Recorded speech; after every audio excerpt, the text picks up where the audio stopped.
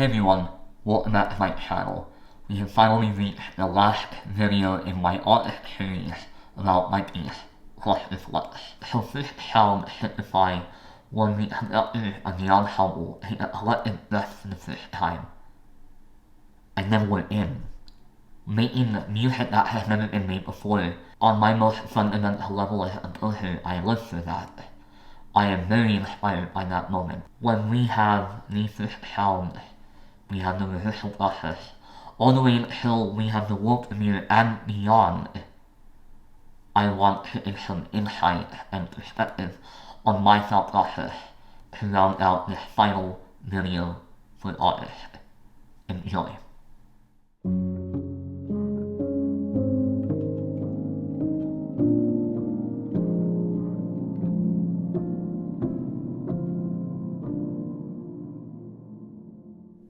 So I'm going to divide this video up into two main sections, and the process that it takes to get to the world premiere, and everything that I do behind the scenes, as in my website, how I market the piece, and ultimately how you'll be able to buy the piece on my website if you want it to.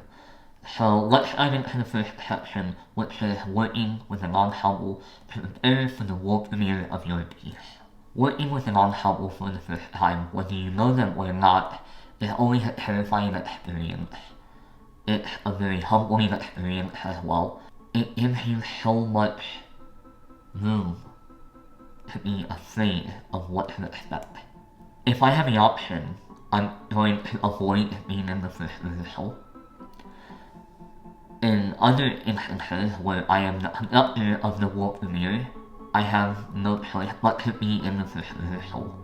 Similarly to how it's terrifying for me, it's also terrifying for the ensemble members. They have this music in front of them that you wrote, that you created, and obviously their biggest worry is making a mistake.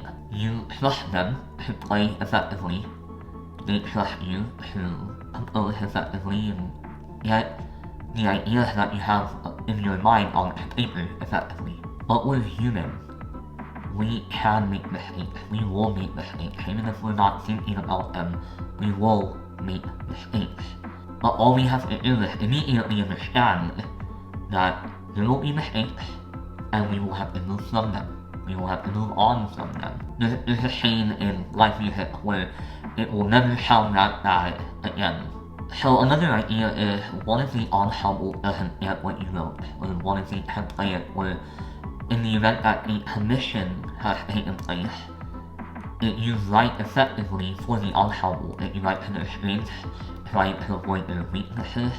If you do that in a way that benefits the musicians and conductor of the ensemble most effectively. If things don't turn out the way that you want them to, you always have the option to change things. You always have the option to accept feedback. Now, you might want to consider working in a commission-based arrangement, that working with a conductor is equally as important as working with the ensemble. For me, I let the conductor put the lens on the piece that I wrote for them. It lets me remove the computerized noise and manifestation of the piece in my mind and replace it with real, living, breathing, and feeling musicians to make this piece exactly what it needs to be, even if I don't have anything to do with that. And yeah, this kind of delves into the idea of agency, of who reserves agency to be able to do what they want with the piece. If it's a living composer, do they do it? Or when they pass it on to an ensemble, do they do it? Does the conductor do it? And I think that it has to be a healthy balance of everything. And because that's what collaboration should exist with. But then brings the idea of, what if I'm the conductor? In the moment, I cannot only be the composer, I have to also facilitate the rehearsal, manage rehearsal times, manage expectations on the piece as we go through it over the course of weeks, maybe months. Now when I'm rehearsing the piece, all of this is going on in my mind, and I'm considering rehearsal techniques, conducting techniques, and making sure that the ensemble stays engaged. The very vital works in rehearsal is incredibly intimidating, but I live for moments like those. I really learned a lot about when to address a problem you created as an composer or move on because you have to be the conductor. Very much like in grieving, rehearsing this piece should be done in a clinical, objective way. And if you feel things emotionally in a piece while you're rehearsing it, you can let yourself feel them, but don't get it to the point of it being self-serving. Your job as the conductor and the composer in the same light is to serve the musicians in front of you in the way that you did on the page. As the conductor, you have to also serve them in a way that makes them successful, so that everyone will be able to look after the moment and think, oh, that was fun, that moved me, that made me feel something. So, say that weeks have gone by, say that months have gone by in some cases, and we get to the mirror night. So, no matter how things go in the premiere, be thankful that it happened. You are a living composer, you are thankful. I know that when I have a premiere, I know that I'm thankful. And I do two things more than anything else. When I end up on stage, and if the audience is laughing, hopefully, I thank the ensemble. I thank the conductor. In the heart, if that's what you're into, is a handshake, is whatever has been agreed upon. Usually, you might want to talk to the conductor about that. You take your bows with confidence, and you just accept that moment. Play the public relations game. Not that I'm thinking about any of this stuff. I mean it, and it's entirely sincere in the moment. But I'm just expressing what I like doing because I'm just incredibly grateful in that moment. I think that that's something that you should also do, and you should also think about talk with the conductor about that stuff, talk with the ensemble, because at that point you are also part of the premiere, and understand that these optics serve your image as the composer. I've been in premieres where things have not gone well, and I was the conductor. Those moments are incredibly excruciating to deal with, especially when you know that things are not going well, and the ensemble knows that they're not going well. And at the end of the day, it's still new music, and this is not a cop-out, but it's still new music, and the audience will not necessarily understand what the piece is supposed to sound like, but they will catch on if you are dissatisfied with how the piece came out. In that moment, you smile and wave, honestly. So after the premiere, you might have people come up and talk to you about the piece. You're not going to avoid it. Audience members will tell you what they thought. Thank them for their feedback, because that's very, very important. More importantly, it's not every day that an audience member gets to talk to a composer, a living, breathing, eating composer. Because they're too busy listening to Beethoven more often than not. I mean, like, I'm pretty sure that normal people don't have a seance for Beethoven. Or do they? I don't know, it's Beethoven's Beethoven 50th. Who cares? Anyway, thank everyone to be willing and open to work with you. Let them know that collaborations like these are important for the future of music.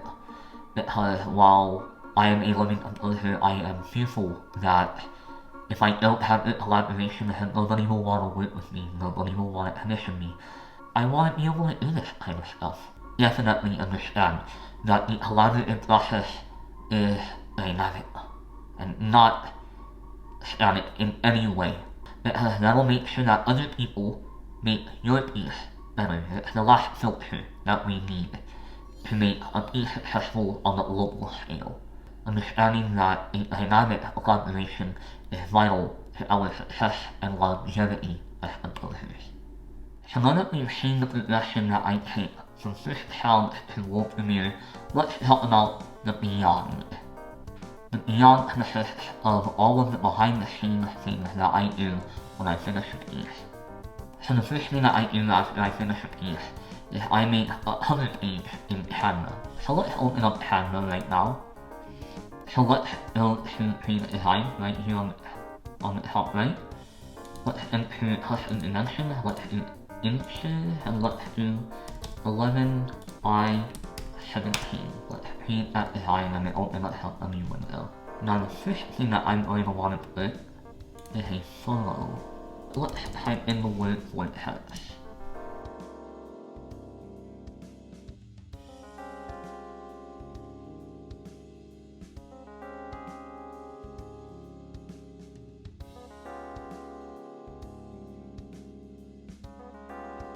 And then you see me make a hover flush flux and also make a square hover version of it. Let me tell you about other things that I do with the piece. So let's have a really quick overview on how I've built my website to display space. I have my home page right here where I have my logo, my slogan. I've got links on the bottom. The background is a free image as well. And then I have the about section where I discuss my biography, how I am an educator, how my conductor, how I am a percussionist, and my involvement in the ensemble collective. So I have my works, which are separated by instrumentation, and I even have free stuff up here. And then I have a section which will take you to my YouTube channel. I also have a listen tab in which will take you to my SoundCloud. And then I also have a section of poetry that I have written while composing works. I also have a store which will take you to my store where you can buy my music in PDF form. And then I also have a contact form where you can fill out. And then I also have a search bar for easy access to looking. So if you want to type anything about, let's see, clusters, and I will take you to the webpage for clusters. So say that I want to look at a piece, and let's go to concert percussion ensemble, and let's go down here to the little things. Now the little things is a well done, completely finished webpage in which I have everything that I want to have in the page. I have composer's notes, which may also be used for program notes, with links to other works as well. And then I also have the annotation right here. I also have an instrumentation separated into on-stage and off-stage performers. I have a YouTube recording of the piece in which I conducted, and down here at the bottom I also have a link to add it to the cart. So if I click on it right here, it will take you to the store where you can add the piece in the cart, and then it gives you a quick synopsis of the piece. And yeah, pretty much that's a really quick overview on how I want people to navigate my website without telling them how to do so. I hope that the entire London artist has been able to give some insight and perspective on how I create a piece from the beginning all the way to the end and beyond. I know it seems like an excruciating amount of work. I know it seems extremely overwhelming, but I reassure you that if you just separate everything into bite-sized pieces, you can do it. I know it's a lot of work, but when you're taking your bow at the end of the premiere, and everyone is happy with how it turned out, including you, it will all be worth it. Thank you for watching, and I hope that you're able to share this with other people that are interested in composition as well. I know it's a lot of information to grasp, but at the end of the day, I just hope that it helps.